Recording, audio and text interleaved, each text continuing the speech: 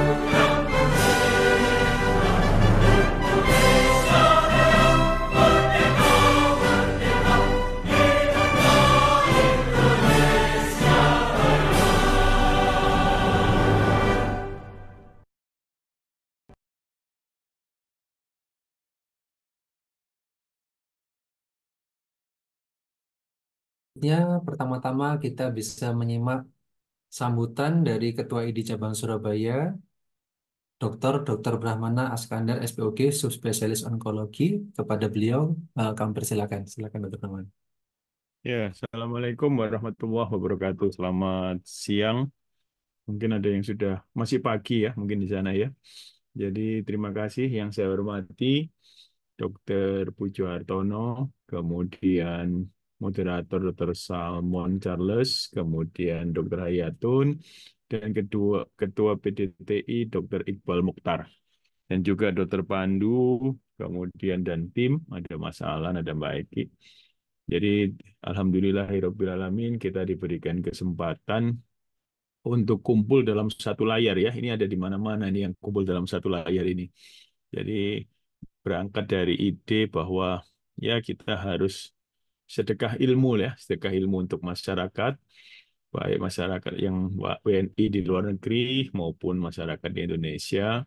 Dan nanti insya Allah acara ini setiap bulan, dan kalau memang diperlukan bisa setiap bulan 2 kali begitu ya.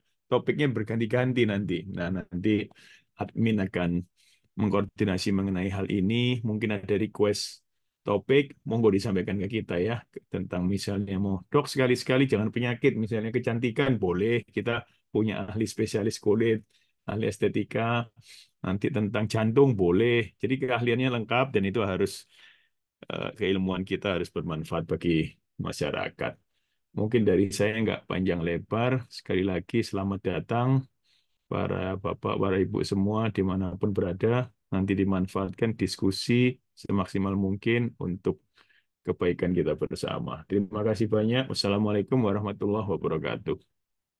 Waalaikumsalam warahmatullahi wabarakatuh. Terima kasih Dr. Pramana atas sambutan dan arahnya. Kemudian kami persilahkan Dr.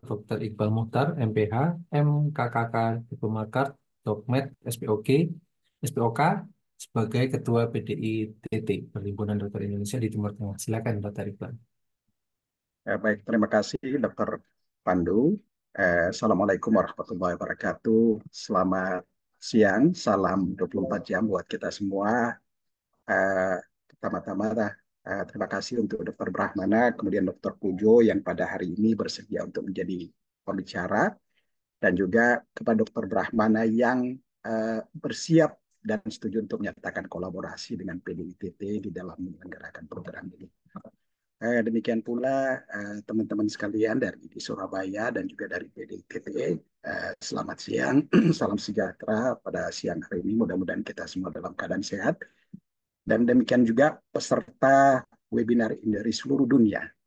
Ya, tadinya itu terdaftar sekitar 329, nanti kita akan lihat berapa banyak yang akan menghadiri pada acara ini. Saya kira mungkin tidak panjang. Yang pertama, barangkali saya ingin mengekspresikan perasaan yang sangat berbahagia.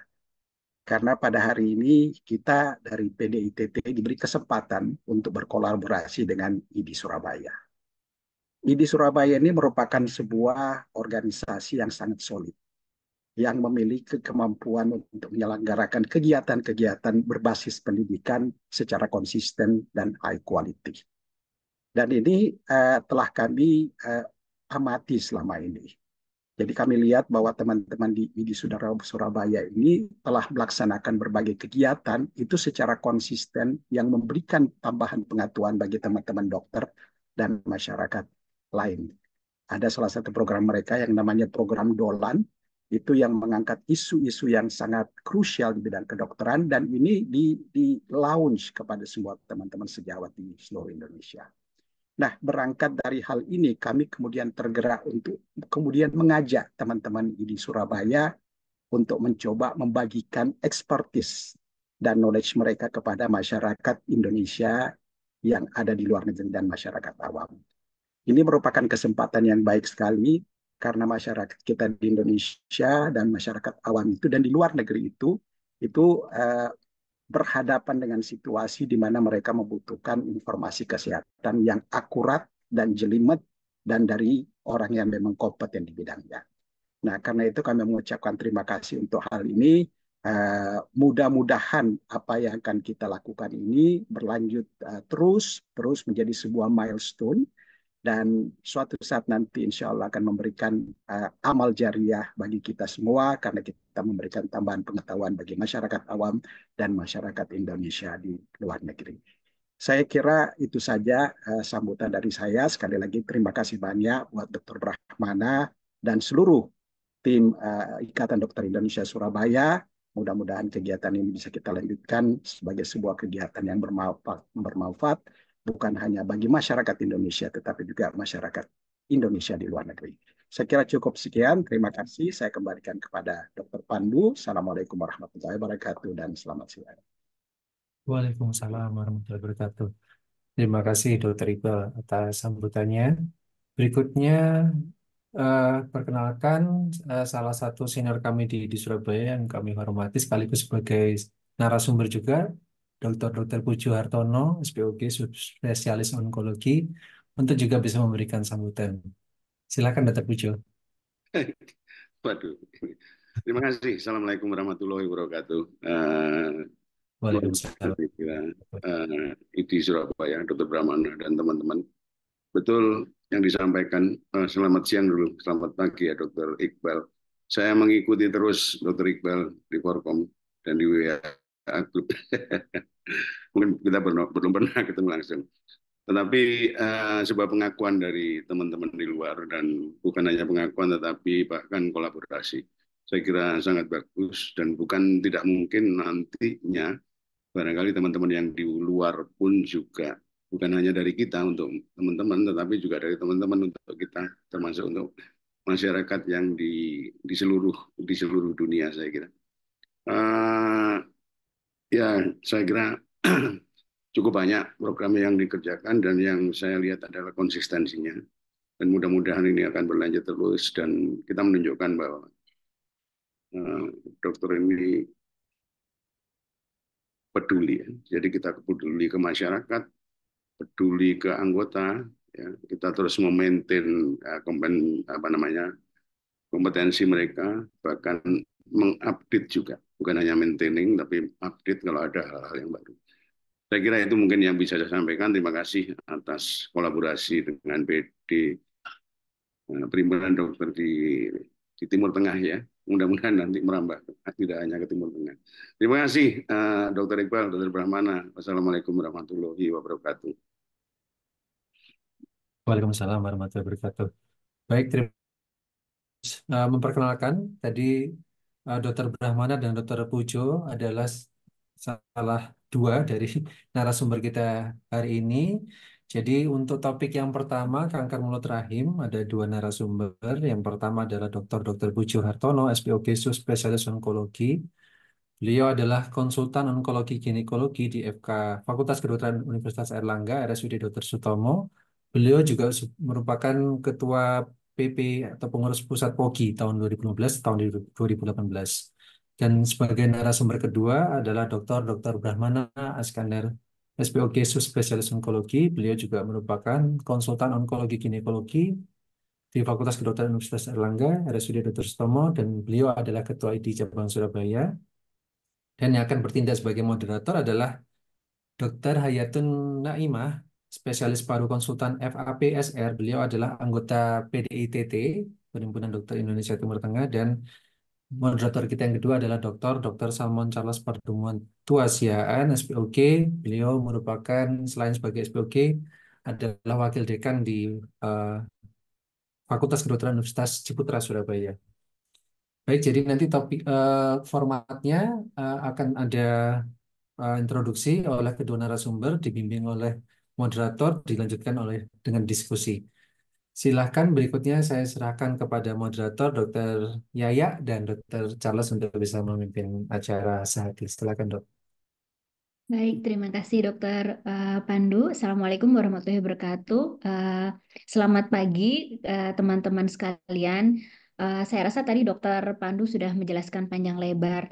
Kenapa topik kali ini sangat menarik terus terang ya Dok? Karena mengingat dua topik ini bagi ibu-ibu tuh terkesan sesuatu yang menyeramkan, kanker payudara dan kanker mulut rahim gitu.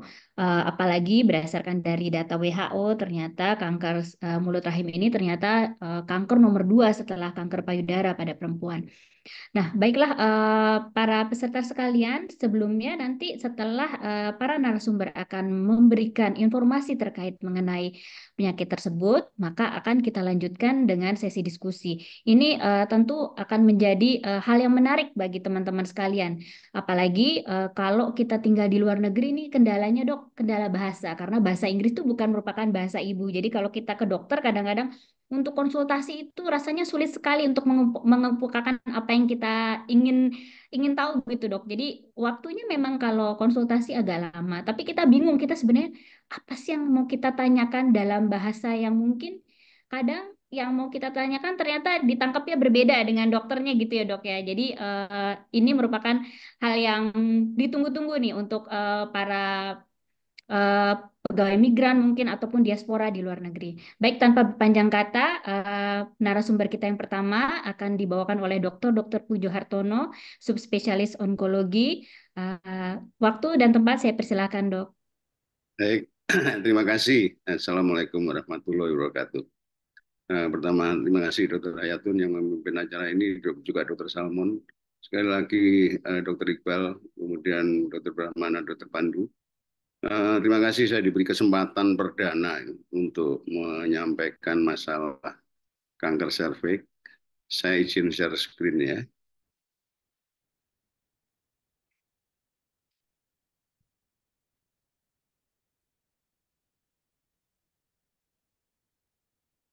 Baik. Ya, kanker serviks saya kira sudah disebutkan bahwa kanker nomor 2 ya di Indonesia juga saya kira setelah kanker payudara. Banyak, terus terang banyak beberapa teman-teman, sahabat-sahabat kita, saudara-saudara kita dari luar negeri yang akhirnya pulang ke sini karena kanker serviks. Dan sedihnya lagi kanker serviksnya sudah stadium lanjut. Nah, barangkali untuk lebih mudah, kalau kita kanker serviks, kanker itu apa, serviks itu apa, mungkin akan kita. Ini adalah anatomi genitalia wanita, ya. Serviks itu nyelempit di sini, jadi di bawah sini. Ini adalah rahim, ini indung telur. Kemudian kalau kita perbesar, ini kira-kira genitalia luar, ya. Ini ureter, kemudian ini lubang vagina. Masuk ke dalam kira-kira 10 cm, baru kita ketemu serviks. Jadi kalau nggak dilihat dengan alat khusus nggak akan bisa, ya. Banyak sekali teman-teman yang USG saja, pasiennya seneng, dokternya seneng, akhirnya nggak ketemu. Ya, sering ada miss di sini. Nah, kalau kita lihat posisi serviks, ini rahim ya. Serviks di sini, ini sangat berdekatan dengan kandung kemih ke depan dan ke belakang sangat berdekatan dengan rektum. Ya.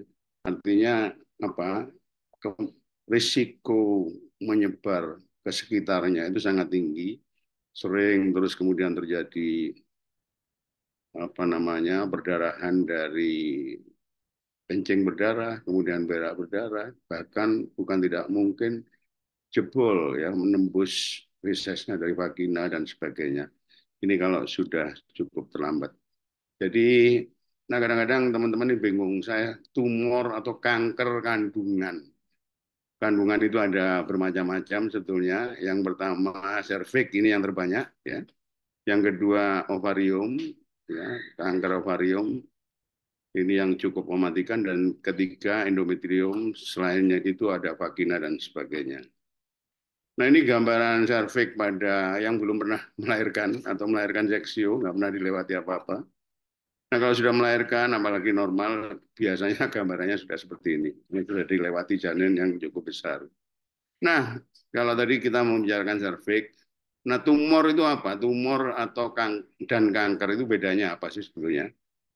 Tumor itu setiap uh, pertumbuhan atau pembesaran yang tidak normal itu namanya tumor. Nah, tumor itu ada dua, tumor jinak dan tumor ganas. Kalau tumor jinak ini tidak mempunyai sifatnya tetap sama, hanya membesar berlebihan saja dan tidak mempunyai kemampuan menyebar. Berbeda dengan kanker atau tumor ganas, ya. Selain membesar, dia mempunyai kemampuan untuk tumbuh ke sekitarnya, juga mempunyai kemampuan untuk tumbuh atau metastase lewat kelenjar atau lewat pembuluh darah, dan bisa mengalami kematian, perdarahan, dan sebagainya. Jadi itu bedanya.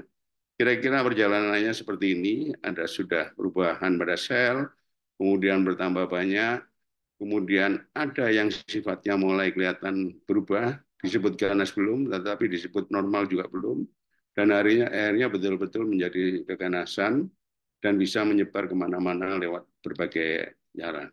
Nah, kanker serviks itu sendiri apa? Itu bentuknya bisa luka, bisa porok, tukak, dungkul, atau benjolan, berasal dari mulut rahim atau dari serviks atau leher rahim yang mempunyai kemampuan penyebaran atau metastase ke organ sekitar serviks, seperti saya sampaikan tadi, ke buli-buli, ke usus, dan bisa juga metastase jauh. Tetapi yang cukup menarik adalah kanker ini semuanya tidak langsung ujuk-ujuk kanker, dimulai dengan lesi atau keadaan prakanker. Ini sebuah keuntungan sebetulnya. Nah ini sebagai gambaran, ini kira-kira kanker serviks di sini. Kanker endometrium itu ada di sini. Kanker endometrium. Kalau kanker ovarium ada di sini.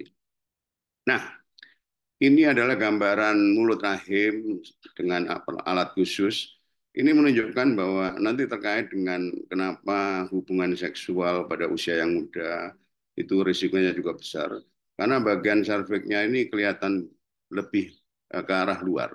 Ini pada yang sudah usia dewasa ya.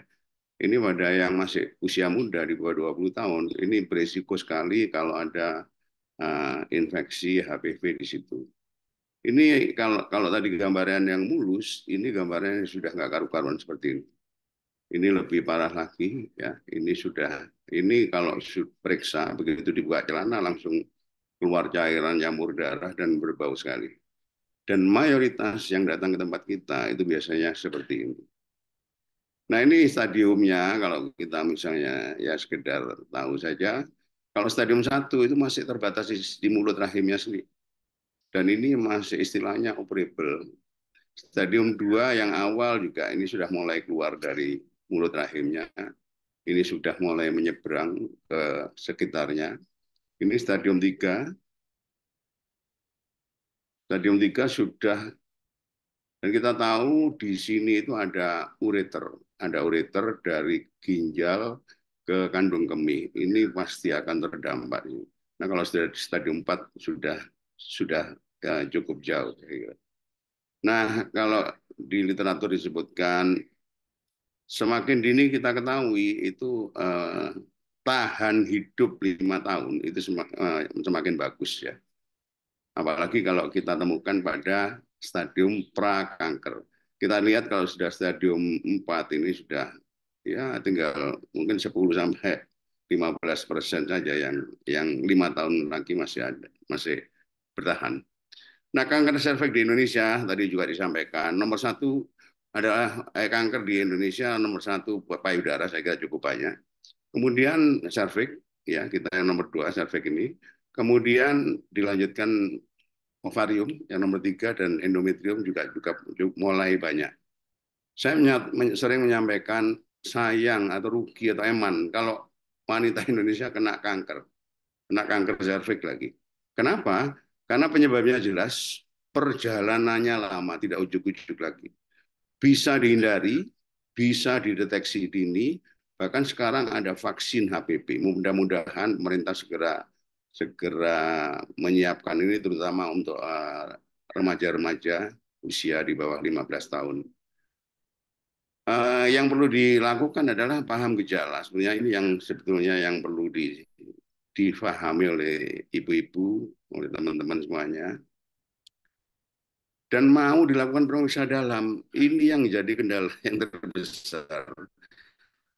Sebetulnya tidak perlu khawatir karena banyak petugas medis yang wanita kalau misalnya nggak mau diperiksa oleh pria. Jadi sebetulnya tidak ada alasan dan sama sekali tidak menyakitkan.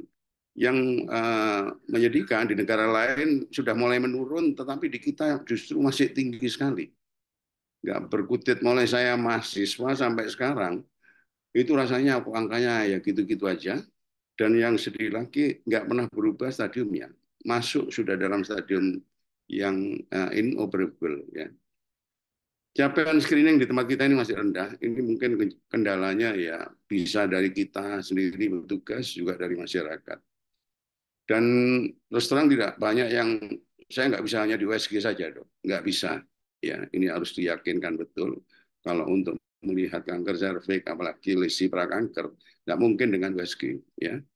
Sehingga terbanyak datang pada stadium lanjut, kondisi di tempat kita, penanganannya mahal dan tidak nyaman sama sekali, dan kesembuhannya terus terang rendah. Kalau kita bisa menemukan pada stadium prakanker, insya Allah bisa sembuh sempurna dan nggak ada masalah. Nah ini dari WHO dikatakan bahwa dalam 2 menit 1 wanita meninggal di dunia, dan dalam 1 jam di Indonesia 1 orang meninggal karena kanker serviks. Nah kalau kita tanya penyebabnya adalah virus. Virus ini mudah sekali terjadi. Tidak semua virus itu berpotensi menyebabkan kanker serviks. Ya. Jadi harus ada virus yang menempel di mulut rahim. WHO kadang-kadang menyatakan bahwa ini adalah sexually transmitted disease. Jadi memang harus ada hubungan seksual terlebih dahulu. Ya.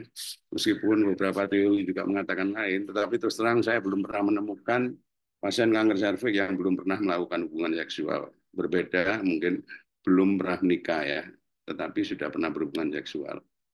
Banyak macam genotypes-nya ya. Tetapi sebetulnya secara spontan tanpa obat pun infeksi ini bisa hilang sendirinya. Tetapi ada beberapa yang menetap menjadi penyakit yang mengerikan tetapi sebetulnya tidak mengarah ke kanker, dan bahkan ada juga yang tidak ada gejalanya tapi justru langsung menjadi kanker. Dan ini tentunya tergantung dengan daya tahan tubuh dan sebagainya, ya, lingkungan dan sebagainya. Ini kalau pada pria ya, jadi kadang-kadang, tetapi ini bukan sesuatu yang ganas ya, yang ini ya. Ini yang works ya. Ini pada di sekitar anus ya. Meskipun mengerikan, tetapi tidak potensial menjadi ganas. Ini yang di sekitar vagina cukup banyak kasus seperti ini. Jadi penyebab HPV ini bisa menyebabkan kanker di mana saja. Bisa di mulut, di anus, di genitalia pria dan sebagainya. Ya. Nah, perjalanannya bagaimana? Dimulai dengan infeksi, kemudian menginfeksi serviks. Jadi syaratnya ada kontak, ada lecet di serviks, kemudian infeksinya menetap, tetapi ini masih bisa kembali ke arah normal. Kalau dibiarkan terus akan langsung masuk ke lesi prakanker, kemudian akhirnya masuk ke kanker.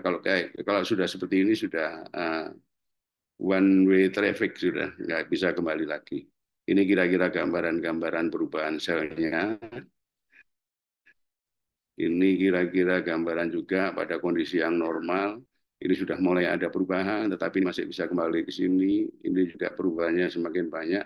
Dan akhirnya kalau dibiarkan terus, ini sudah merembet kemana-mana dan menjadi kanker. Ini disebut kanker invasi. Nah, kalau bisa paling tidak ya normal ya. Tetapi kalau tidak, kalau paling jelek ketemu di daerah ini. Karena penyembuhannya nanti sangat bagus. Mudah-mudahan nanti Dr. Brahmana akan menjelaskan. Jadi ini tadi juga sama kira-kira tidak semudah itu. Jadi infeksi langsung kanker enggak. Butuh waktu yang panjang, 3 sampai 17 tahun kadang-kadang. Dan ini juga tergantung dari daya tahan tubuhnya.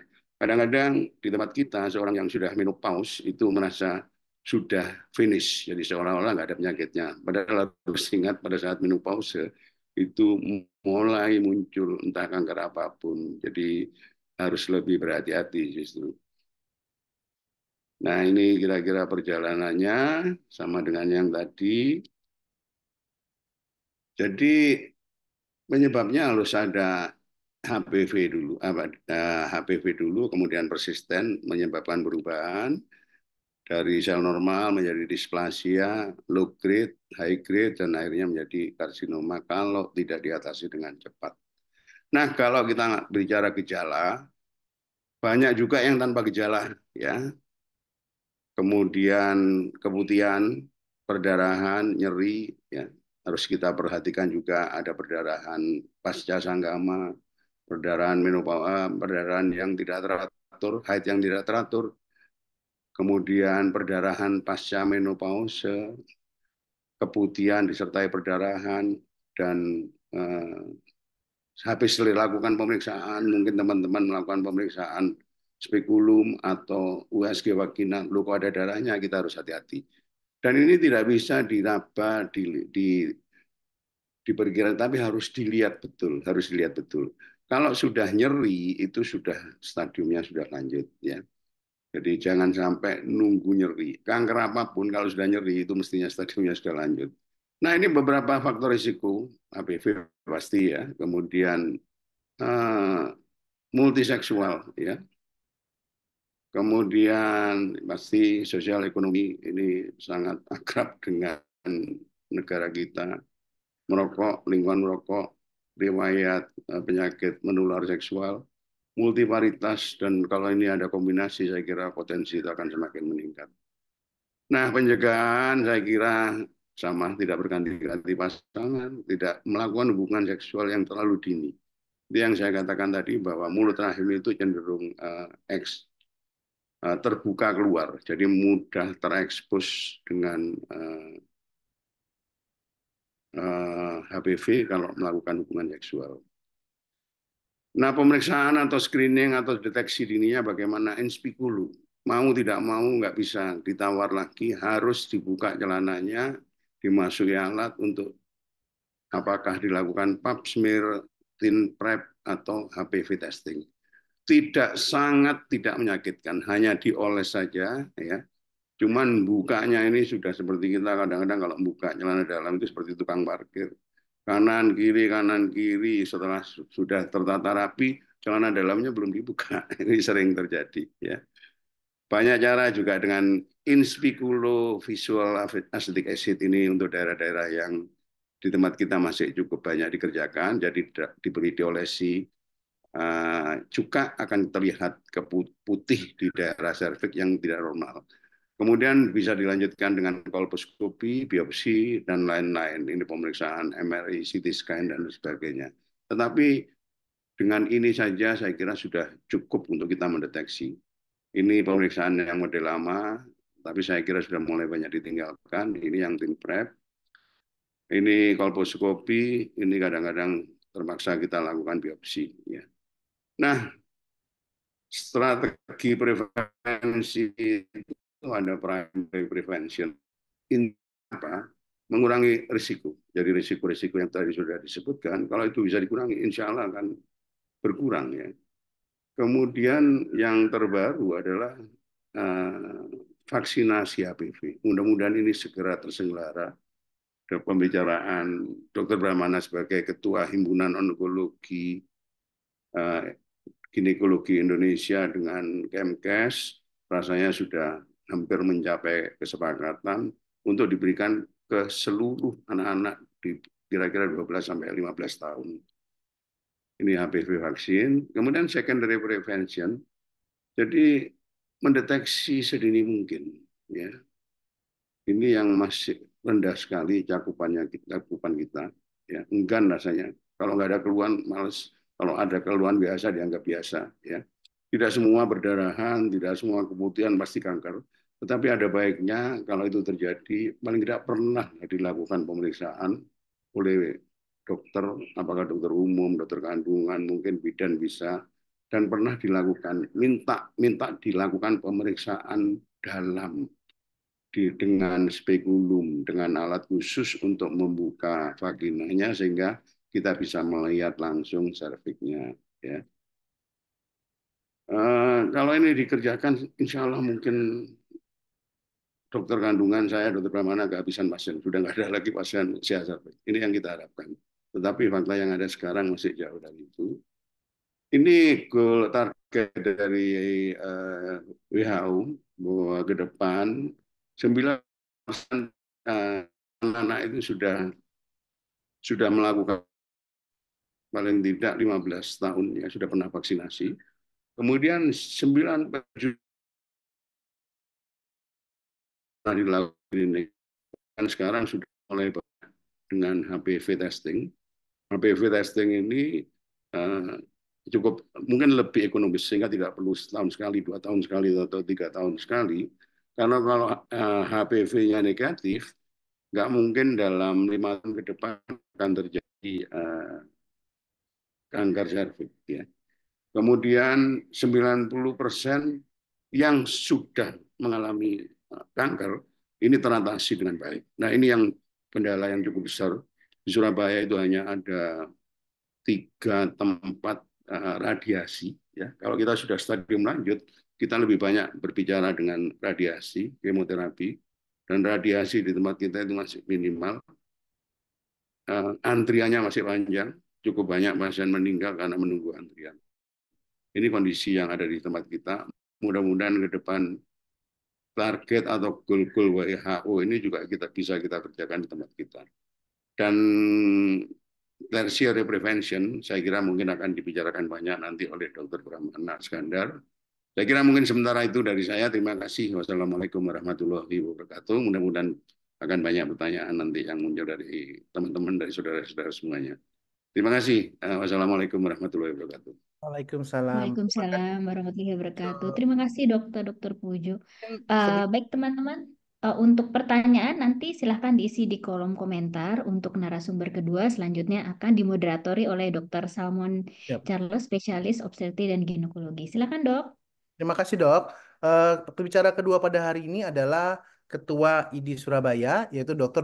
Brahmana Askandar, spesialis obstetrik ginekologi, subspesialis onkologi. Beliau merupakan konsultan onkologi ginekologi di FK UNER RSUD Dr. Sutomo. Beliau merupakan Ketua ID Surabaya, beliau merupakan Ketua Perhimpunan Onkologi Indonesia, dan satu lagi beliau merupakan Kepala Departemen Obstetrik Ginekologi, Rumah Sakit Dr. Sutomo, Fakultas Kedokteran Erlangga, Surabaya. Kami persilakan dokter untuk memberikan materi pada hari ini. Oke, terima kasih banyak Dokter Charles. Sebelum kita diskusi, saya rasa sih ya mungkin hanya saling menambahkan dengan Dokter Pujo. Saya izin share screen.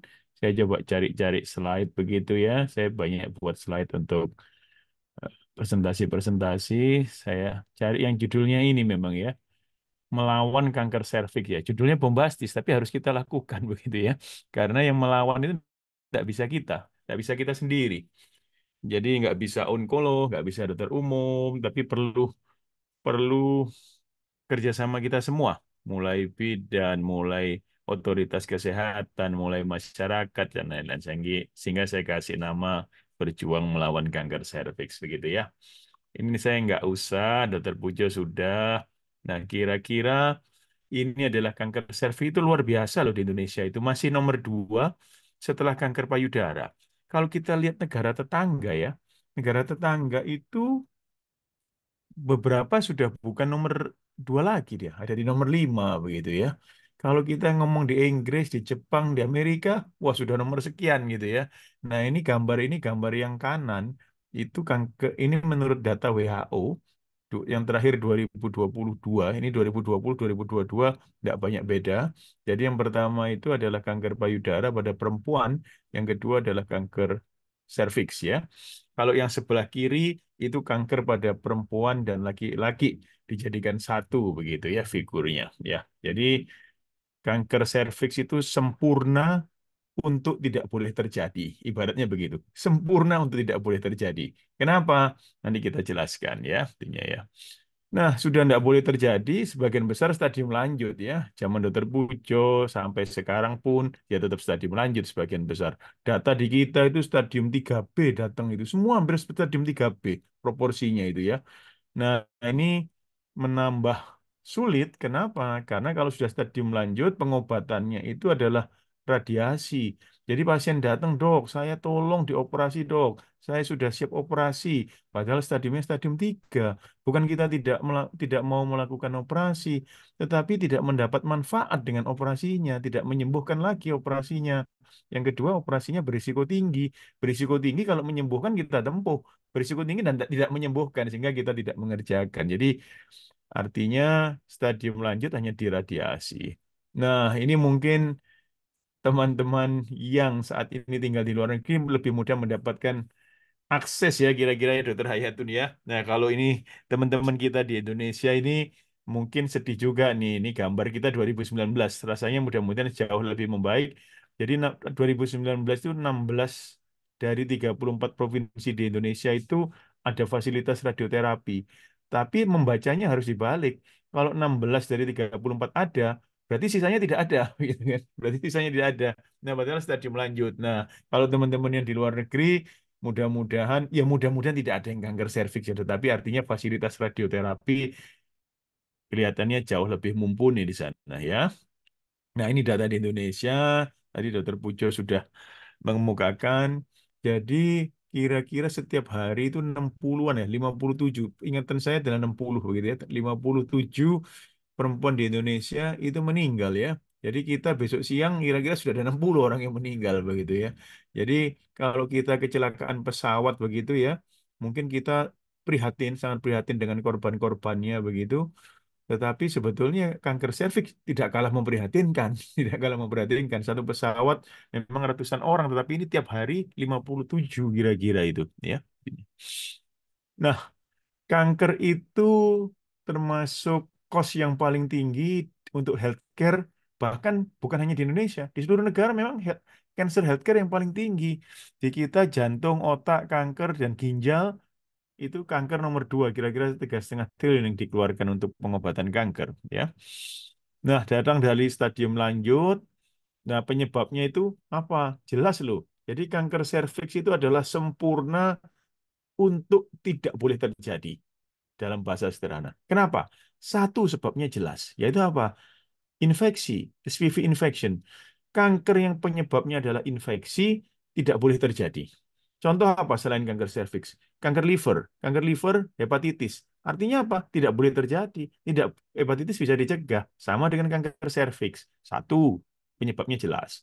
Yang kedua, perubahan dari normal sampai menjadi kanker itu makan waktu 10 tahun. Berarti ada masa, ada waktu kita bisa melakukan deteksi dini, ya, artinya ya. Nah, kemudian deteksi dininya pun mudah dengan plasmir. Nah, ini faktor-faktor risiko tadi Dokter Pujo sudah, saya tidak bahas lagi. Nah, ini kira-kira yang paling penting ya. Dari serviks yang normal sampai menjadi kanker serviks yang merah ini, itu makan waktu lebih dari 10 tahun. Bukan 1-2 tahun, 10 tahun. Berarti kalau orang itu tiba-tiba terdiagnosis kanker serviks, masa yang sekian lama itu yang tidak terdeteksi. Kenapa tidak terdeteksi? Ya karena tidak pernah periksa. Datang ketika sudah sakit, betul Dokter Pujo, orang Indonesia dianggap sakit kalau nyeri begitu ya. Tapi padahal screening pap smear itu bisa dikerjakan dan sebaiknya dikerjakan tidak menunggu usia. Dikerjakan ketika sudah seksual aktif, mulai ada kewajiban dia melakukan pap smear. Karena apa? Gunanya untuk mendeteksi di sini, mendeteksi di sini, mendeteksi di sini, yang belum tentu ada keluhan. Kalau terdeteksi masih di sini, masih di sini, masih di sini, itu kesembuhannya 100%, 100% sembuhnya. Beda ketika sudah mencapai yang merah. Kalau yang merah, kesembuhannya tergantung stadium. 1, 2, 3, 4, semakin dini semakin baik ya. Jadi artinya sempurna kanker serviks adalah kanker yang paling bisa dicegah ya. Nah ini tadi sudah. Nah ini gambar. Kenapa sih gambar ini kita pasang terus ya? Karena begini, kadang-kadang ibu-ibu itu kan saya paham malas periksa dalam begitu ya. Padahal gambar serviks seperti begini itu tidak bisa didapat dari USG, tidak bisa dilihat kita dari USG itu. Beberapa kali pasien datang mungkin karena tidak diperiksa dalam dan mungkin pasiennya juga tidak periksa dalam dilakukan USG. Oh ini ada pembesaran dari rahim, jinak, miom dilakukan operasi. Di tengah-tengah operasi ternyata kanker serviks begitu ya. Jadi nggak ketahuan hanya karena tidak periksa dalam karena memang prinsipnya adalah ketika perempuan sudah seksual aktif dan ada keluhan perdarahan lewat vagina yang abnormal, maka hukumnya wajib melakukan pemeriksaan dalam untuk melihat kondisi di vagina dan di leher rahim. Ini yang mulus licin, ini kalau sudah terkena HPV dan HPV-nya itu kemudian berkembang akan menjadi kanker serviks. Tetapi yang harus difahami adalah bukan orang yang terkena HPV itu pasti jadi kanker serviks, tidak. Karena hanya yang menetap yang tidak bisa dieliminasi oleh tubuh kita yang akan menjadi kanker serviks dan itu proporsinya hanya 10%. 90% akan tereliminasi oleh imunitas kita. Nah, yang tidak tereliminasi itu yang harus dipantau. Kalau kita melakukan pap smear, meskipun kanker serviksnya itu persisten atau menetap dan pelan-pelan menuju kanker serviks, kita sudah nyegatin di jalan itu. Kalau terdeteksinya masih lesi prakanker, kesembuhannya 100% dengan tindakan sederhana mulai laser, mulai dilakukan counter, atau angkat rahim sederhana, ataupun hanya diangkat bagian serviksnya saja. Jadi dengan tindakan-tindakan sederhana kesembuhannya 100% ya. Ini kira-kira gambaran paling sederhana, nggak boleh terjadi kenapa? Dari gambar yang kiri sampai yang kanan itu masanya lebih dari 10 tahun ya, artinya ya. Nah, ini kira-kira infeksi HPV memang sangat banyak ya. Nanti kita lihat. Nah, jadi kenapa kanker cervix yang paling bisa dicegah? Ini jawabannya. Perjalanannya lama, penyebabnya jelas, bisa dideteksi dengan pemeriksaan sederhana, ya cuman memang posisinya yang bikin tidak enak ya. Tidak ada self-examination, begitu tidak. Tapi mungkin ke depan akan ada self-sampling, jadi diambil lendir di vaginanya, kemudian diperiksakan tes HPV-nya itu ya, self-sampling itu namanya ya. Kemudian apalagi sekarang ada vaksinasinya, Tapi harus dimaknai bahwa vaksinasi itu hanya efektif ketika diberikan pada usia muda, itu efektivitasnya paling baik itu. The younger the better, ya, the younger the better. Nah, jadi pencegahan kanker serviks itu adalah vaksin HPV untuk yang usia muda, untuk yang sudah seksual aktif ya screening rutin. Itu sebetulnya dua kombinasi ini kalau dijalankan betul, coveragenya bagus, maka tidak ada lagi kanker serviks di Indonesia. Data di kita itu coverage, artinya cakupan orang yang melakukan screening dari semua yang wajib harusnya itu hanya 10-12% loh, very low ya intinya ya. Jadi memang karena tidak dirasakan sebagai suatu penyakit yang mendesak untuk dikontrol begitu ya. Nah, ini saya ngomong tentang vaksinasinya. Vaksinasi itu mencegah supaya tidak terinfeksi begitu ya.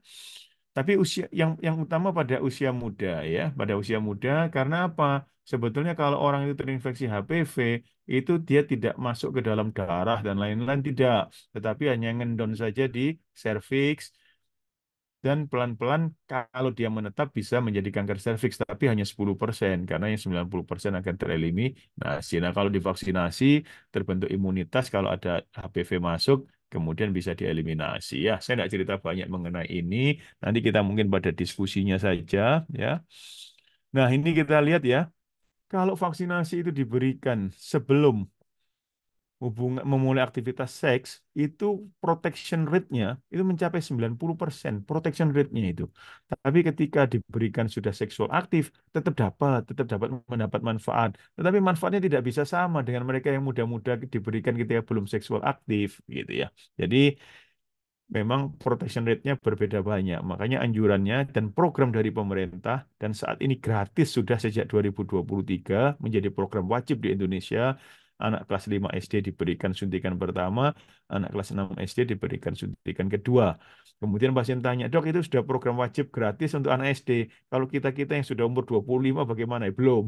Jadi harus tetap bayar sendiri atau mungkin insurance ya, itunya ya kalau insurance-nya nanggung ya. Nah, ini ya kita lihat ya vaksinasi ya itu menurunkan risiko 88 sampai 90%, the younger the better ya. Jadi kalau yang usianya di ini penelitian yang terbanyak 1,67 juta di Swedia orang 1,6 juta orang itu vaksinasi antara 17 sampai 30 tahun itu kira-kira akan berbeda dibanding usianya masih muda. Jadi terbaik kalau penelitian ini mengatakan kurang dari 17 tahun ya. Ini ya. Nah, vaksin yang tersedia saat ini di seluruh dunia ini dan yang tengah mungkin sudah mulai digantikan dengan yang paling kanan, Gardasil 9 gitu ya. Rasanya sudah masuk di tempat teman-teman sekalian ya. Jadi manfaat vaksinasi yang baru adalah nonavalen menurunkan risiko kanker serviks dan genital warts karena ada HPV risiko rendah yang juga di cover yang itu menyebabkan penyakitnya adalah genital warts ya. Nah, kapan disuntik? Kalau usianya 9 sampai 14 tahun cukup 2 kali suntik karena imunitasnya masih baik ya dengan interval 6 sampai 12 bulan. Ini mengapa program pemerintah Kementerian Kesehatan itu anak kelas 5 SD, yang kedua anak kelas 6 SD 2 kali suntik itu ya. Dan yang lebih dari 15 tahun harus tetap 3 kali suntik dengan interval 016 artinya sekarang disuntik, 1 bulan lagi disuntik, 6 bulan dari yang pertama disuntik ya, artinya ya. Jadi HPV vaccination no doubt very very safe ya, very very safe. Karena ada yang menanyakan kejadian ini itu dan lain-lain, ternyata tidak, tetap very safe. Nah, ini program pemerintah itu ya. Ini tahun 2000 akhir 2022 dicanangkan 2023 mulai diberikan itu ya vaksinasi menjadi wajib dan gratis, tapi sekali lagi untuk anak SD ya sementara ini ya. Nah, deteksi dininya itu memang pasmir yang paling bagus ya atau tes HPV. Saat ini di negara maju tes HPV kan penyebabnya HPV. Jadi kalau kita ngambil lendir serviks itu sekaligus bisa untuk pemeriksaan ada virusnya atau tidak. Kalau virusnya negatif, itu baru ulangan lagi periksanya itu 5 tahun. Jadi cukup panjang intervalnya pemeriksaan. Jadi screeningnya bisa dengan inspeksi visual dengan asam asetat. Ini kalau nggak ada pasmir, rasanya di tempat Bapak Ibu semua pasti ada di negara-negara tersebut pasti ada pasmir. Kalau ada pasmir, kalau ada tes virusnya, lebih baik tes virusnya. Karena itu jauh lebih sensitif untuk mendeteksi dan mencegah kalau ada sesuatu begitu ya. Ini sama tadi sudah ya. Ini kalau dilihat secara sederhana ini di Indonesia kan masih terbatas jumlah yang bisa melakukan pembacaan hasil pasmir karena yang untuk bisa mengambil bahan untuk pemeriksaannya semua bisa, mulai bidan, dokter, dan semuanya bisa. Tetapi yang membacakan dokter spesialis patologi, sehingga kemudian berkembang hanya ditetes, dioleskan asam asetat. Kalau ada warna putih ini langsung dirujuk ke SPOG untuk ditindaklanjuti. Ya. Nah, ini posisi seperti ini yang memang tidak nyaman ya, sehingga menyebabkan coverage vaksin itu sangat-sangat rendah. Tidak usah di kita, di Amerika pun dalam 5 tahun terakhir juga penurunan coverage vaksin ya, karena ternyata diteliti lagi penyebabnya juga knowledge dari masyarakatnya begitu ya, makanya digalakkan lagi di Amerika untuk edukasi tentang kesehatan ya.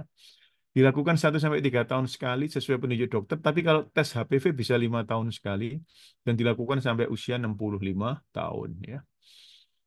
Nah, ini HPV tes bahannya sama dengan pap smear yang tadi itu kira-kira ya, intinya ya.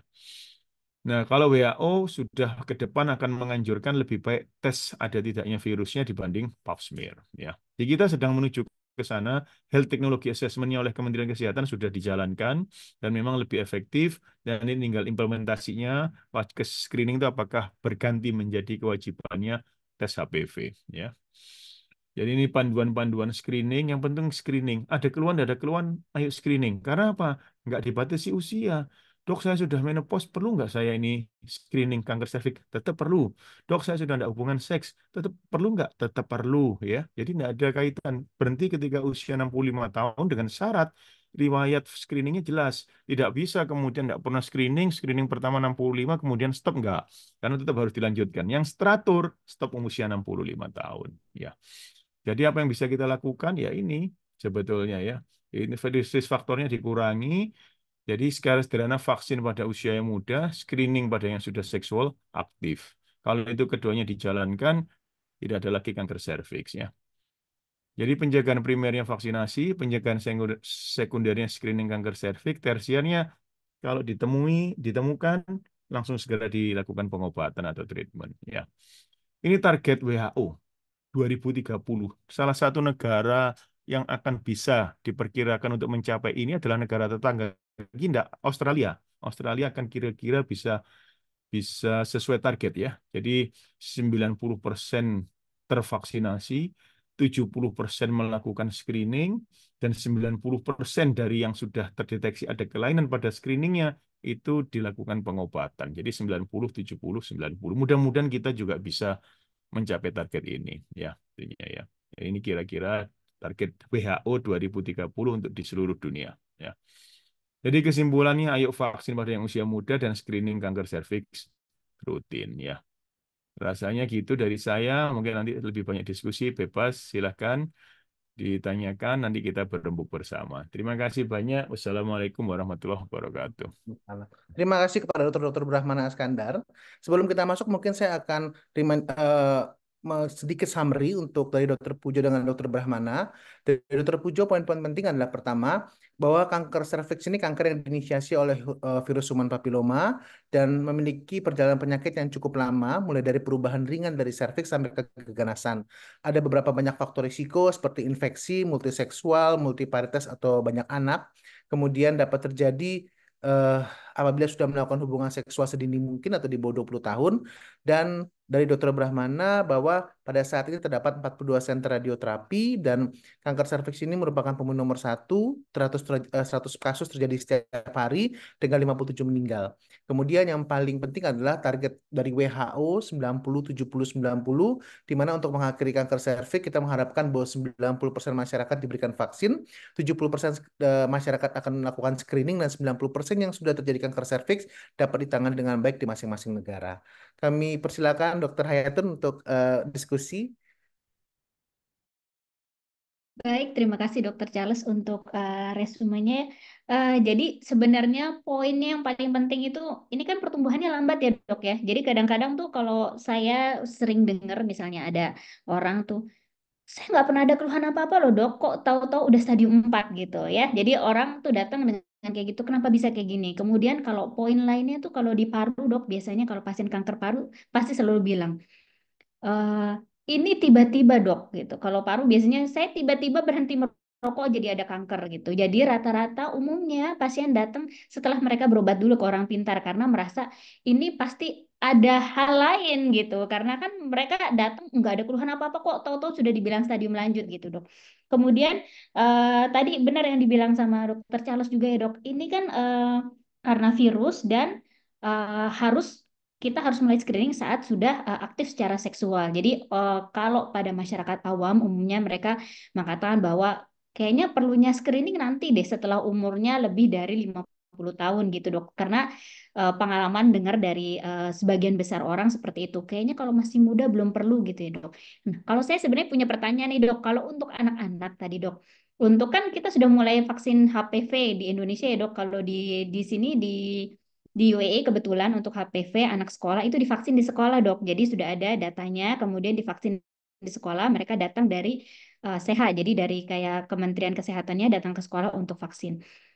Pertanyaan ibu-ibu di sini adalah kalau misalnya anak yang umur 15 tahun akan vaksin HPV, perlu nggak dok menunggu dulu setelah selesai menstruasi? Karena mereka umumnya anak saya lagi mens nih, nggak boleh dok nanti aja gitu. Jadi gimana nih dok? Mohon masukannya dok. Silakan. Dokter Pujo, silakan. Ya, ya kalau masalah waktu vaksinasi, saya kira kapanpun bisa, nggak ada hubungannya dengan haid atau menstruasi. Cuman tadi ada pertanyaan tentang anak-anak perlu pap smear enggak ya. Pap smear itu harus, kecuali yang disampaikan Dr. Brahmana, self tadi mungkin dari cairan vagina, tetapi nggak bisa kita memasukkan karena tentunya masih virginnya. Jadi pada anak-anak jangan difikirkan untuk pap smear ya. Vaksin harus, tetapi pap smear enggak ya. Karena itu tadi pemeriksaannya saya kira perlu penanganan khusus. Bukan berarti orang yang tidak pernah berhubungan seksual nggak mungkin diperiksa per vaginam. Saya kira ada beberapa kasus, terutama orang nggak pernah hubungan seksual sama sekali, tetapi ada perdarahan. Maksudnya kita ya harus melihat mungkin apakah dari mulut rahim atau dari dinding rahimnya. Itu yang harus kita buktikan dan terpaksa harus kita lakukan under anestesi. Tapi kalau anak-anak rasanya enggak, ya. Saya kira itu mungkin jadi kapanpun bisa dilakukan, jadi nggak ada hubungannya dengan siklus haid. Itu mungkin ya, Bu Ayatun. Ya. Siap. Baik, terima kasih dok. Mungkin Ya kita silakan. masuk ke Q&A dokter ya. Jadi Ya, ini ada baik dok. pertanyaan masuk bagi seluruh peserta. Dapat mengirimkan pertanyaan ke kolom Q&A atau kolom chat. Nanti akan kami bacakan satu persatu. Nah, kita mungkin berbicara dari yang paling awal dulu dari Ibu Yanti. Ibu Yanti dari Taiwan. Izin bertanya dok, mungkin ke Dokter Brahmana, apakah pap smear itu wajib dilakukan dan dimulai usia berapa? Serta dilakukan jeda berapa tahun sekali? Terima kasih dok. Oke. Ya, terima kasih banyak. Terima kasih. Jadi begini, screening itu artinya ada keluhan dan tidak ada keluhan. Memaknainya secara sederhana begitu ya. Screening itu tidak nunggu keluhan. Setiap perempuan yang sudah seksual aktif, kalau WHO memakai batasan 30 tahun. Tapi di beberapa negara seksual aktif 3 tahun setelah seksual aktif mulai kewajiban untuk screening. Screeningnya apa? Kalau di negara maju mungkin mereka menggunakan tes HPV. Jadi diambil virusnya, diambil lendir serviksnya, diperiksa ada gen virusnya enggak di dalam lendir serviksnya itu, mengandung DNA virus enggak. Kalau itu negatif, diulang lagi 5 tahun. 5 tahun kalau memakai tes HPV. Tapi kalau memakai pap smear rasanya pap smearnya juga sudah liquid based cytology kalau di negara-negara Taiwan, Hong Kong, dan lain-lain, maka pap smear-nya itu diulang tiap 3 tahun sekali. Jadi secara sederhana ya, pap smear 3 tahun sekali, tes HPV. Kalau pakai tes HPV, intervalnya bisa lebih panjang, ini tidak bolak-balik ke dokter ya. 5 tahun kalau negatif, 5 tahun baru dites ulang. Begitu Dokter Charles, ya, ya. Siap. Rasanya di sana sudah ditanggung ya, mestinya screening ya. Kita juga sharing nih, dia ditanggung ya Dokter Ayatun ya, mestinya ya. Iya ditanggung dok. Oh lah ya, apalagi ditanggung ya, apalagi ditanggung ya. Ya, ya. Ditanggung insurance sih dok, tapi kayaknya kalau ya, itu 1 tahun ya dok. Tapi kalau untuk yang lainnya untuk HPV mungkin ya 5 tahun, tapi tetap ditanggung oleh insurance juga untuk pemeriksaannya. Jadi tadi poinnya kalau misalnya kita sudah melakukan pemeriksaan HPV, jadi diulangnya 5 tahun saja ya dok ya, tidak perlu di pemeriksaan pap smear ulang selama 3 tahun ya dok ya. Nah, kalau sudah tes HPV, ya tes HPV only saja 5 tahun. Oke, Makanya berbagai negara akan beralih ke tes HPV. Ya, baik. Terima kasih, Dok. Artinya Mungkin pertanyaan kedua. dalam 5 tahun itu nggak mungkin ya, ya karena butuh waktu ya. Nggak Mhm. mungkin ada infeksi baru yang terus sampai menjadi kanker. Jadi mungkin untuk menghemat itu bisa 5 tahun ke depan, saya kira. Itu mungkin Nah, ada. Ya. jadi intinya screening ya, Dok, karena kan kanker itu pertumbuhannya lambat, jadi tidak mungkin tiba-tiba semakin awal screeningnya kita ketahui, tentu resiko untuk menjadi kankernya kan semakin kecil gitu ya, Dok ya. ya, ya. Jadi untuk kanker serviks ini yang jelas tidak mungkin tiba-tiba. Tidak mungkin. Kanker serviks tiba-tiba itu tidak mungkin. Secara theoretically tidak mungkin ya. Berbeda. Tapi dia jangan diartikan semua kanker demikian. Karena contoh kanker indung telur. Kalau kanker indung telur nggak ada screeningnya. Karena bisa mendadak dia. Ya. Iya.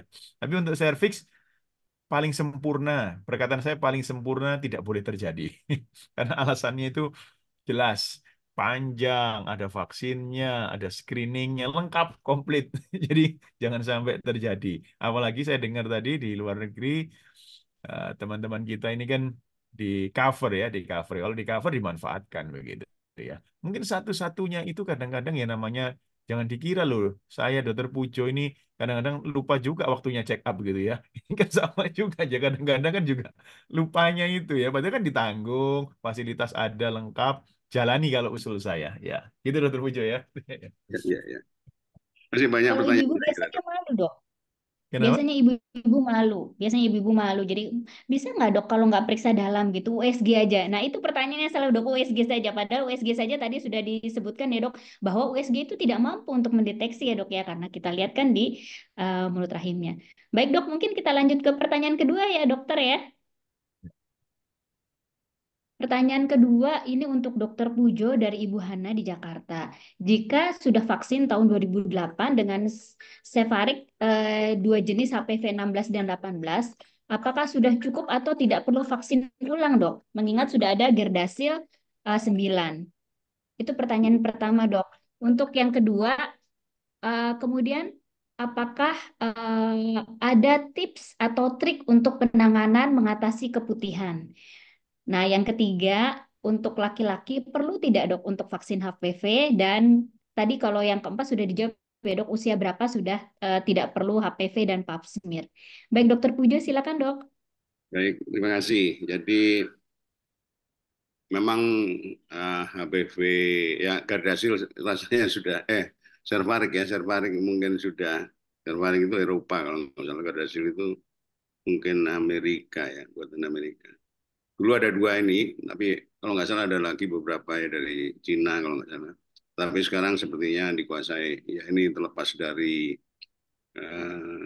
apa namanya masalah industri ya industri kesehatan. Tapi yang jelas memang kita meskipun yang nonavalen, rasanya pap smear jangan ditinggalkan sama sekali.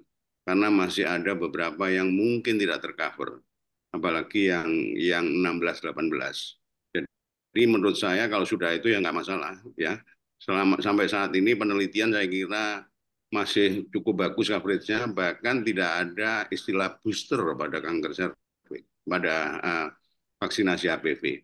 Jadi cukup bagus, cuman ya tetap aja saya kira perlu uh, screening, perlu pap smear ya. Kemudian keputihan ya, keputihan itu tidak selalu patologis, artinya keputihan yang berisiko ya. Kadang-kadang menjelang haid, sesudah haid, tetapi kalau itu berlanjut terus, apalagi sudah ada perubahan kualitas, jumlahnya bertambah banyak, warnanya berubah, disertai nyeri, berbau dan sebagainya, itu saya kira ada baiknya melakukan pemeriksaan. Ya, tidak harus ke dokter kandungan. Kalau dokter umum bisa, saya kira nggak ada masalah. Dan dilakukan pengobatan. Kalau itu pun belum selesai, rasanya perlu perlu perhatian lebih khusus. Dan pada waktu keputihan, ada baiknya juga kalau misalnya pas diperiksa, dilihat, sekaligus dilakukan pemeriksaan papnya, saya kira cukup cukup bagus ya. Pada pria bagaimana? Nah ini pria harusnya ya memang dua-duanya bisa terkena dan dua-duanya butuh vaksinasi. Cuman mungkin prioritas dunia pun juga belum terlalu memperhatikan ini. Ya, dunia pun belum terlalu memperhatikan, apalagi di tempat kita. Di tempat kita untuk remaja sampai usia 15 tahun aja masih sampai saat ini masih belum terlaksana. Mudah-mudahan nanti Dr. Brahmana bisa mempush pemerintah untuk bisa segera terlaksana. Saya kira itu mungkin Bu Hana ya yang tanya tadi. Terima kasih. Ya, terima kasih Terima dokter. kasih, Dok. Kita mungkin lanjut ke pertanyaan yang ketiga. Sebagai pemberitahuan kita sampai 15.30 hari ini kepada Bapak Ibu sekalian. Jadi monggo silakan bertanya sebanyak-banyaknya, kita akan coba untuk menjawab dan dekat-dekat waktu nanti mungkin akan dijawab langsung oleh narasumber kalau tidak cukup waktunya. Berikutnya dari Ibu Dwi Astuti, mungkin untuk Dr. Brahmana, dokter untuk wanita menopause sebaiknya untuk pap smear dalam 1 tahun berapa kali, Dok? Terima kasih, dokter. Oke, terima kasih. Jadi mungkin secara sederhana begini ya, bahwa kaitan kanker serviks, kemudian infeksi HPV, dan segala aspeknya ya, termasuk vaksin, itu nggak ada kaitannya sama haid, begitu ya. Resiko kanker serviks tidak ada kaitannya dengan haid juga. Berbeda dengan kanker rahim, berbeda dengan mungkin kanker indung telur, dan lain-lain. Jadi artinya tidak ada kaitan sama sekali hormon dengan kanker serviks. Nah, kembali ke pertanyaan ini, artinya meskipun sudah menopause, tetap harus kembali ke jadwal semula. Jadi tidak ada jadwal, oh saya kalau sudah menopause bisa 10 tahun sekali kalau pakai tes HPV, tidak. Jadi tetap 5 tahun sekali. Artinya tidak berbeda panduannya antara menopause, tidak menopause tetap sama. Karena secara sederhana kanker serviks tidak ada kaitannya dengan hormon. Mungkin sederhananya gitu, Dr. Charles. Ya, terima kasih.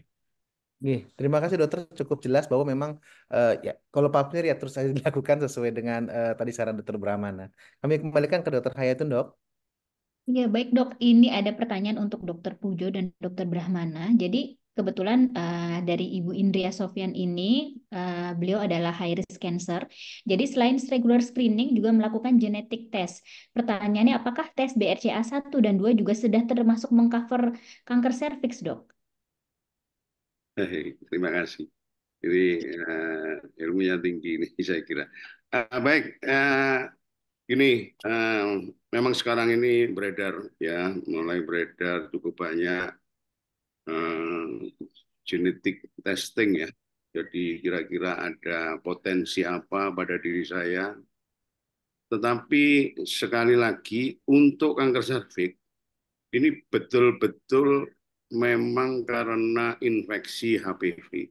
Jadi kalau tidak ada infeksi HPV, hampir 100% nggak mungkin terjadi kanker mulut rahim atau kanker serviks.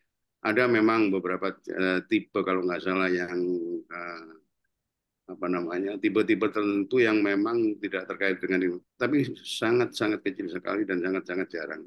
Jadi sama sekali tidak terkait ini. Beda dengan kanker yang lain, terutama ovarium, endometrium, ini justru nggak ada hubungannya sama sekali dengan infeksi.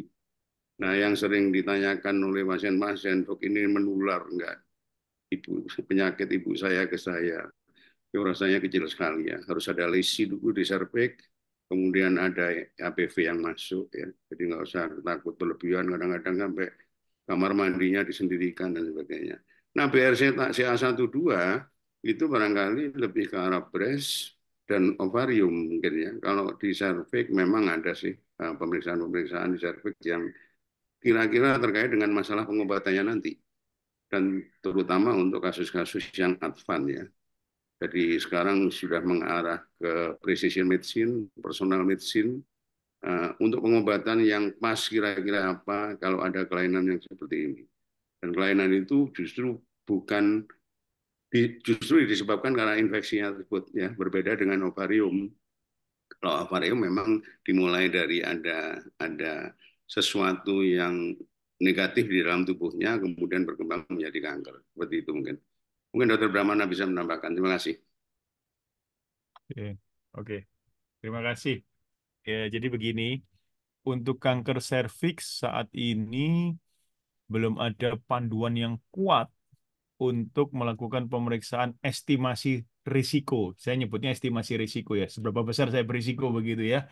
Untuk kanker serviks belum. Berbeda dengan kanker hidung telur yang melalui BRCA-nya. Berarti bahasa sederhana BRCA tidak terkait kanker serviks untuk estimasi risiko ke arah kanker serviks. Tetapi ya pada kanker ovarium. Itu pun sebetulnya kalau kita lihat dimanapun panduan di dunia, bukan setiap orang perempuan umur segini semua tes BRCA, tidak loh. Jadi artinya yang kira-kira resikonya dianggap tinggi, resiko tinggi misal nih contoh neneknya si ovarium, tantenya si ovarium, ibunya si ovarium, kakak perempuannya si ovarium, itu ada itu caranya itu. Tapi artinya tes itu juga belum ada anjuran untuk populasi umum semua kalau bisa tes enggak juga. Jadi artinya tidak ada belum untuk kanker serviks, tapi pada kanker ovarium ada tes BRCA. Kalau ada mutasi pada BRCA-nya, bisa BRCA1, BRCA2, maka resiko sekali lagi bukan pasti terjadi loh ya, tapi resiko. Sehingga kalau ada mutasi itu maka resikonya lebih tinggi. Dilakukan apa? Nanti kita hitung resikonya. Dia sudah punya anak belum? Kalau masih pengen punya anak, dikasih pil KB untuk mencegah ya. Tapi ini kita nggak topik ovarium ya, tapi kira-kira menyinggung. Tapi sekali lagi itu kan semua resiko, belum tentu pasti terjadi. Tapi untuk serviks tidak ada. Makasih. Siap, terima kasih. Dokter Mas. Hayati mungkin suaranya masih mute. Iya, baik dok, terima kasih. Silakan dokter Salmon dok. Oke, siap. Berikutnya dari guru saya ini, Dokter Hari Paraton yang dari Semarang nih, saya tahu lokasinya di mana. Mungkin kepada Dokter Brahmana kembali. Dok, bagaimana strategi jitu menekan penambahan pasien CA cervix baru, dokter? Oke, oke. Wah, ini juga guru saya nih, mentor saya nih ya. Selain mentor saya, Dokter Pujo, Dokter Hari Paraton ya. Jadi begini ya, jadi memang harus holistik, harus sama-sama begitu ya. Kemudian program dari Kementerian Kesehatan itu sangat apresiasi kita memberikan vaksinasi wajib untuk HPV pada kelas 5 SD dan kelas 6 SD. Mungkin tidak berdampak pada angka kanker serviks saat ini ya, tetapi baru kita rasakan kalau continue program ini, insya Allah continue, mungkin baru kita rasakan dampaknya insiden kanker serviks 10-15 tahun ke depan. Itu sudah artinya sudah sesuatu yang sangat bagus, sudah mulai programnya sudah jalan ya. Yang kedua, bagaimana kalau yang di luar kelas 5 SD dan kelas 6 SD kan begitu pertanyaannya. Maka harus kita galakkan PASME dan screening. Nah, jadi kalau kita mau diskusi lagi lebih panjang lebar, kalau sebetulnya kanker-kanker yang terbanyak di Indonesia terjadi di Indonesia, itu sebetulnya sedikit banyak adalah bisa dicegah. WHO itu mengatakan 30-50% kanker, utamanya yang sebabnya infeksi, itu bisa dicegah, preventable. Contohnya kanker serviks. Contohnya hepatoma, ya, dengan hepatitis dan hepatomanya. Ya memang ada yang tidak bisa dicegah. Sarkoma pada tulang tidak bisa dicegah ya. Tidak tahu deteksi dininya, tidak tahu sebabnya dan lain-lain. Tapi 30-50% kanker bisa dicegah. Nah, contoh lagi kanker payudara mungkin ada screeningnya pada kanker payudara juga. Kan payudara, serviks, dan lain-lain yang membebani negara 3,5 triliun kira-kira ya. Nah, tapi kalau kita breakdown lagi tadi figurnya itu sebagian ternyata bisa dicegah begitu ya. Nah, PR-nya adalah bagaimana? Menurut saya kalau saya pribadi, pendidikan mengenai penyakit-penyakit katastrofik itu jantung, otak, kanker, itu mulai diberikan sejak SMP atau SMA itu. Diberikan sejak SMP atau SMA. Artinya pelajaran kesehatan itu bukan hanya pelajaran kesehatan yang yang mungkin sudah berlangsung ya, tetapi lebih pointed. Oh, angka ini ternyata pertama kanker serviks. Ini loh pencegahannya. Ini loh kalau gonta-ganti pasangan seks. Ini loh kalau misalnya sudah menikah screening. Ini loh vaksinasi. Ada programnya gratis dan lain-lain semuanya. Jadi kalau saya ditanya Dokter Adi Paraton adalah pendidikan kesehatan di SMP atau SMA. Nah, bentuknya bagaimana dan lain-lain itu yang perlu kita pertimbangkan. Bukan hanya kanker, penyakit katastrofik mereka juga harus tahu anak mulai sejak dini. Kenapa? Contoh jantung, otak misalnya CVA. Kan semuanya sebetulnya sedikit banyak preventable ya. Mulai dari makanannya, mulai dari physical activity-nya sejak muda, dan lain-lain sebagainya. Nanti kalau kampanyenya besar-besaran, pendidikannya bagus untuk kesehatan untuk mereka, mudah-mudahan juga punya dampak begitu ya. Kira-kira demikian itunya ya. Dokter Pujo mungkin bisa nambahkan kalau hal ini. Ya, silakan. Terima kasih Dr. Romana. Saya kira menarik yang disampaikan Dr. Pranaton. Jadi saya kira sistem yang memang harus dirubah ya.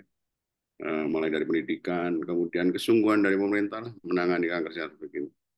Kalau ini diberantas bagus sekali. Saya ingat waktu KB dulu luar biasa, BKKBN zaman dulu ya. Kalau itu bisa dilakukan seperti itu mungkin nggak ada masalah lagi. Termasuk yang 70% screening. Kalau vaksin mungkin mungkin tinggal masalah dana saja. Kalau dananya ada dan dipakai yang lain-lain, mudah-mudahan tentunya nggak terlalu banyak ya. Tetapi kadang-kadang di tempat kita ini dana rada aneh ya. Mudah-mudahan itu terjadi. Yang kedua, barangkali saya ingat COVID ya.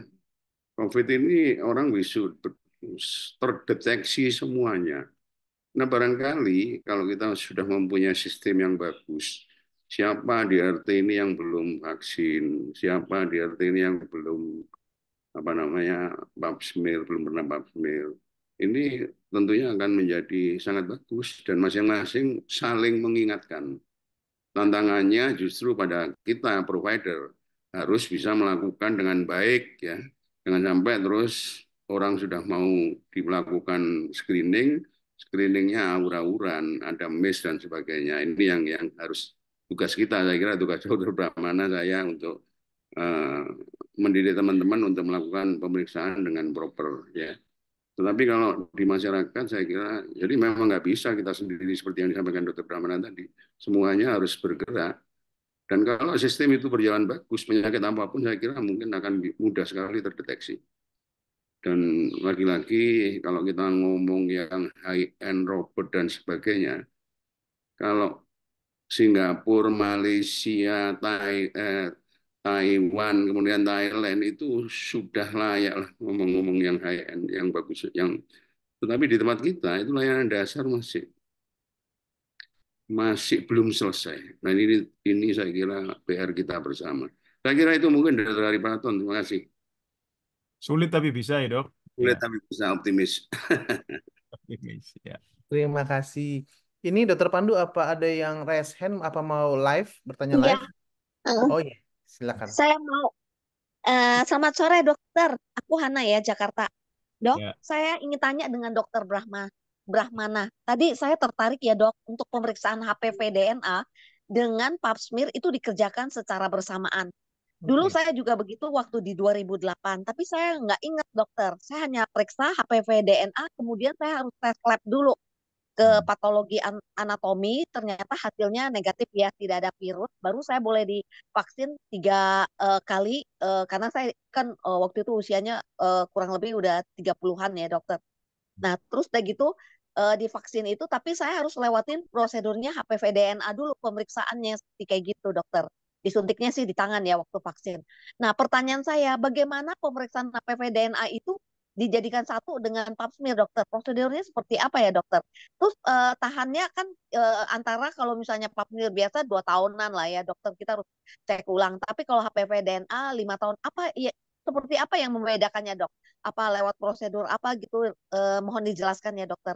Kemudian pertanyaan saya kedua dokter, itu bagaimana penanganan untuk pasien paliatif? Memang udah tinggal nunggu waktu ya dokter, tapi kalau seumpamanya dirawat di rumah, kemudian dia terjadi nyeri yang sangat hebat itu bagaimana penanganannya? Apa kita harus siapkan obatnya atau apanya dokter? Mohon petunjuknya dokter, terima kasih. Sehat selalu dokter. Terima kasih. Langsung jawab ya, Dokter Charles ya. Terima kasih banyak, Bu. Terima kasih banyak Bu Ana. Jadi begini. Jadi dulu pap smear itu ada dua. Satu konvensional pap smear. Konvensional pap smear itu ketika diambil lendir dari serviks atau leher rahimnya, kemudian dioleskan di kaca begitu ya. Itu konvensional. Nah, kalau yang konvensional itu tidak bisa bahan yang sama untuk tes virus, tidak bisa yang konvensional. Tapi kemudian di kota-kota besar sudah beralih dengan pap smear berbasis cairan, kita nyebutnya gitu, liquid based cytology. Jadi diambil lendirnya, tidak dioleskan di kaca begitu, tapi dimasukkan di dalam cairan khusus. Nah, itu yang model liquid based cytology itu bisa sekalian dimintakan untuk tes HPV. Jadi kombinasi pap smear dan tes HPV. Tapi kalau pap smear konvensional tidak bisa. Ya pap smear, pap smear. Kalau pap smear yang berbasis cairan, ya pap smear plus tes HPV. Bisa juga tes HPV only. Udahlah saya tes HPV only, nggak pakai pap smear. Atau sebaliknya udahlah saya pap smear only, tidak pakai tes HPV. Nah, ke depan itu arahnya adalah termasuk WHO juga itu adalah tes HPV only. Bahkan mungkin sedang di dalam diteliti sampai nanti jadi guideline kan butuh waktu tuh penelitiannya itu. Tapi nantinya mungkin bisa self sampling ambil sendiri lendirnya itu. Kalau yang bikin males kan duduk di singgah sana itu kan ya di tempat praktek dokter itu ya. Jadi artinya diambil sendiri sampelnya dites virusnya itu. Kalau virusnya nggak ada aman loh. Kemudian ditanyakan nih, kenapa kalau tes virus itu kok lebih bisa menjamin lebih panjang dibanding pap smear? Ya mungkin dalam bahasa sederhana nih kalau dalam bahasa medis kan kita ngomong sensitivity, specificity, dan protection dan lain-lain. Tapi kalau dalam bahasa awam kira-kira tadi Dokter Pujo sudah mengatakan sebagian besar mungkin hampir 99% kira-kira ya itu kan terkait HPV. Artinya kalau tidak ada HPV-nya ya mudah-mudahan aman. Lebih hulu kita, jadi kita tidak ngecek sel kerusakan selnya, tapi ngecek ada tidaknya penyebabnya. Mungkin ini yang kemudian bisa intervalnya lebih panjang begitu. Mungkin Dokter Pujo nambahkan supaya lebih menarik diskusinya, Mas. Iya, jadi sama saya kira Dokter Brahmana di tempat-tempat saya itu di tempat praktek saya kira sudah langsung ya. Tinggal ya memang ada tambahan biaya untuk ngecek HPV-nya. Jadi sekarang hampir hampir nggak pernah adalah yang nggak tahu kalau mungkin teman-teman yang di puskesmas mungkin masih masih memakai apa namanya dioles ya yang konvensional. Memang banyak sekali kerugian yang konvensional ini karena kalau dikirim diperiksa patologi ada proses yang lama kemudian ada perubahan fiksasi dan sebagainya. Kalau sekarang dengan liquid base lagi-lagi ini masalah industri mungkin ya itu lebih bersih. Memang jaringan-jaringan yang tidak perlu itu akan bisa disisihkan dan itu langsung bisa dikombinasi dengan apa namanya pemeriksaan HPV-nya sekali. Hanya memang harus menambah biaya. Kalau yang di Kemkes, saya dengar kalau nggak salah dikombin dengan IVA ya. Jadi IVA ini pun juga sebetulnya cukup bagus ya. Jadi inspeksi visual dengan acetic acid. Jadi kalau IVA-nya negatif, itunya negatif, saya kira cukup aman. IVA yang positif itu belum tentu karena lesi prakanker memang sih. Jadi banyak sekali tapi saya kira untuk di daerah cukup bagus ya IVA ini. Karena kalau tidak pernah dilakukan sama sekali, memang ada kemungkinan overdiagnosis ya. Tetapi kalau misalnya dulu ada istilahnya see and treat, jadi melihat dengan IVA, kemudian langsung di treat ya. Saya nggak tahu masih dijalankan atau tidak. Mungkin overdiagnosis, tetapi nggak ada masalah karena pasien itu sudah pernah kontrol paling tidak. Dan kalau misalnya overdiagnosis itu mungkin pasti kontrolnya ke dokter kandungan dan mungkin lebih bagus.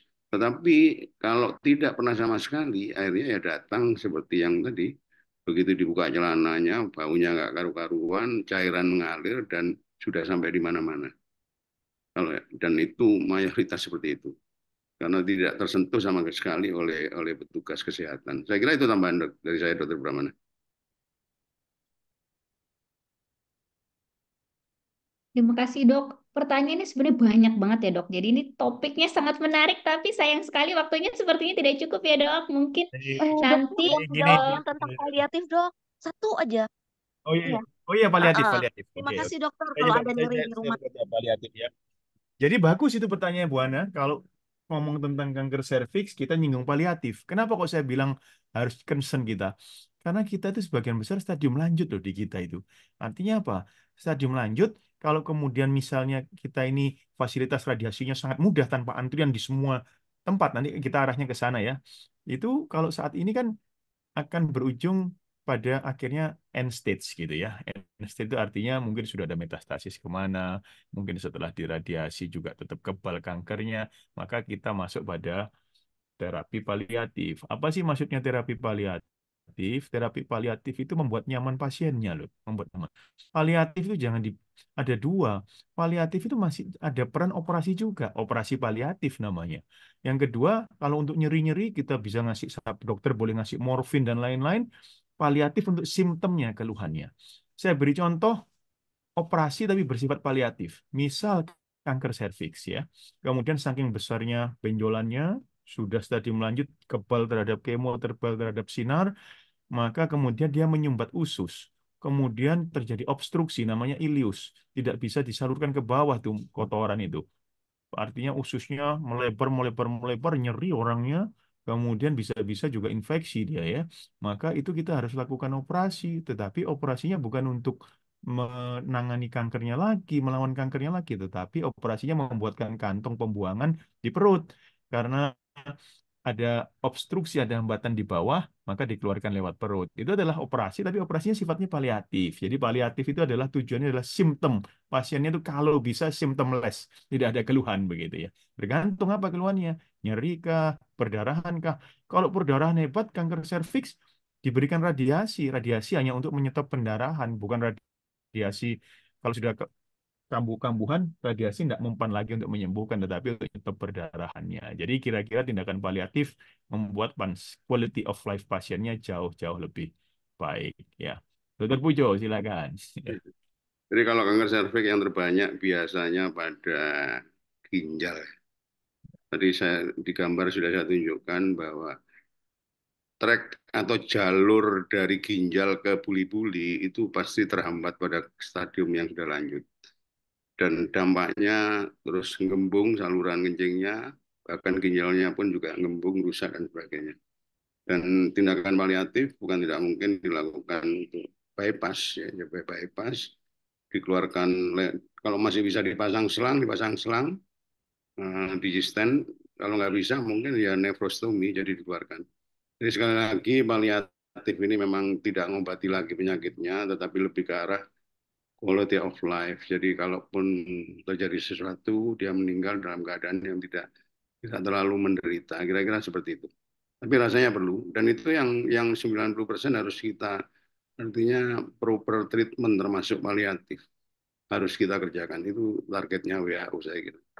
Itu mungkin Dokter Brahmana. Ya. Baik, terima kasih banyak dokter-dokter sekalian. Ini pertanyaannya masih banyak banget dok, tapi waktunya sepertinya tidak cukup. Topiknya sangat menarik, terutama buat ibu-ibu.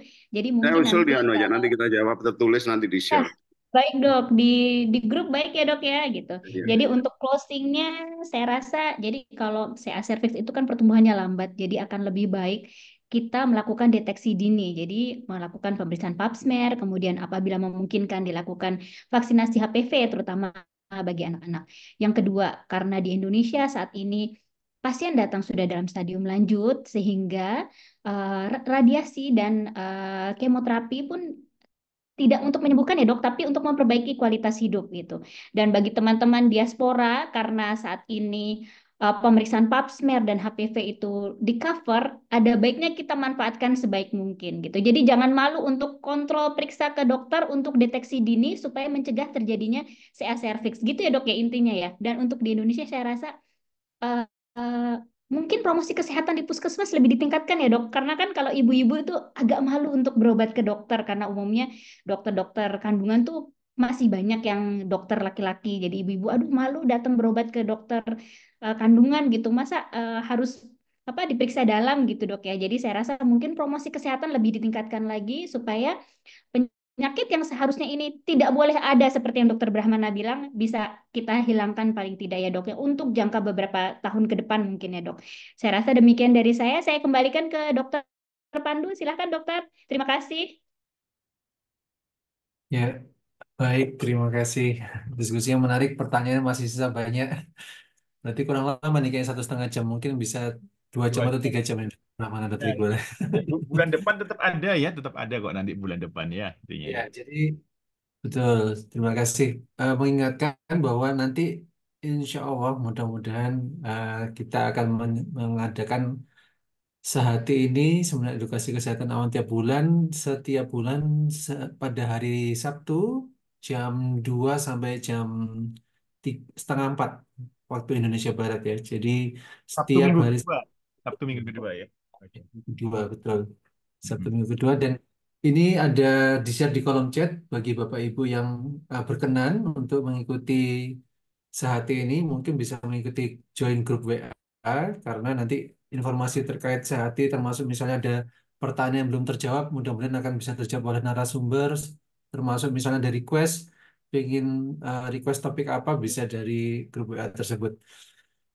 Dan terima kasih kepada Dr. Brahmana dan Dr. Iqbal sebagai Ketua ID Cabang Surabaya dan Ketua PDI Timur Tengah, kemudian kedua narasumber Dr. Brahmana sendiri dan Dr. Bojo, serta kedua moderator pada hari ini Dr. Hayatun Naimah dan Dr. Salman Charles SPOG, serta seluruh Bapak Ibu peserta webinar sehati. Semoga kita diberikan berkah dan sehat dan ketemu kembali pada webinar sehati berikutnya. Kurang lebihnya mohon maaf, saya sebagai host undur diri. Terima kasih. Selamat sore. Assalamualaikum warahmatullahi wabarakatuh. Waalaikumsalam. Waalaikumsalam warahmatullahi Kasih. wabarakatuh. Waalaikumsalam warahmatullahi wabarakatuh. Ya, Terima kasih semuanya. Terima kasih semuanya. Maaf terlempar. Terima kasih. Terima kasih Dr. Iqbal. Terima kasih sama-sama dok. Terima kasih dokter Pujo. Terima kasih dok. Dokter Brahmana, terima kasih dokter Charles, dok. Terima kasih ya.